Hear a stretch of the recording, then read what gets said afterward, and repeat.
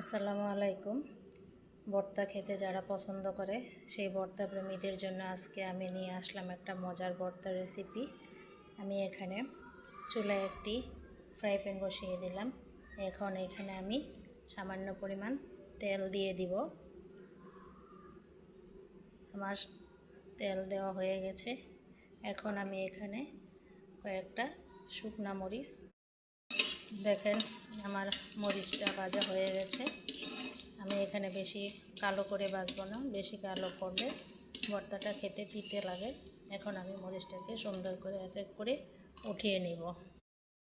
এখন আমি ওই একই তেলে পেঁয়াজ এবং রসুনগুলো ভেজে নিব। আগে থেকে হালকা ফালি করে ধুয়ে রেখেছিলাম। এখন এই পেঁয়াজ এবং রসুনটাকে আমি একটু হালকা লালচে করে ভেজে নেব।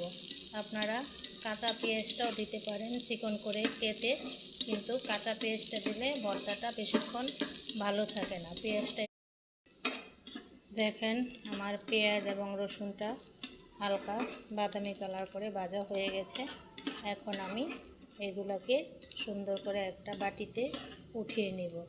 আর আমি আজকে আপনাদের সামনে কি ভর্তা বানাবো সেটা তো আপনাদের বলতে ভুলে গিয়েছিলাম। আমি আজকে নারিকেল ভর্তা বানাবো। দেখেন আমি এখানে 1 কাপ পরিমাণ নারিকেল নিয়ে নিয়েছি।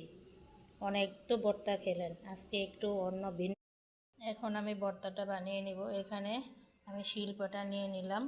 এখন আমি এখানে আগে থেকে ভেজে রাখা মরিচগুলো ভেজে নিব। মরিচ এবং পেঁয়াজ রসুন একসাথে বেটে নিব। আপনারা ইচ্ছা করলে ব্লেন্ডারও ব্লেন্ড করে নিতে পারেন, কিন্তু শিলপাটার ভর্তার মজাই হচ্ছে আলাদা। আমার মরিচ পেঁয়াজ রসুন পিষা হয়ে গেছে। এখন আমি এখানে দিয়ে দিব নারিকেলগুলো। এখন নারিকেলটাকে দিয়ে আমি সুন্দর করে পেঁয়াজ রসুনের সাথে বেটে নিব। আমি এখানে পুরোপুরি ম্যাশ করে বাটবো না, হালকা একটু আলতোভাবে বেটে নিব। কারণ পুরোপুরি ম্যাশ করলে খেতে এতটা মজা লাগবে না, হালকা একটু আস্তে আস্তে থাকলে। দেখেন আমার নারিকেলের ভর্তাটা বানানো হয়ে গেছে।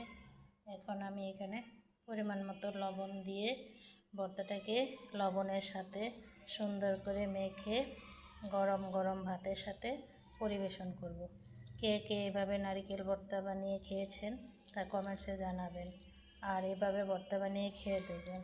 আমি ভর্তা দেখে আর লোভ সামলাতে পারলাম না, আমি একটু খেয়ে দেখি কেমন হয়েছে।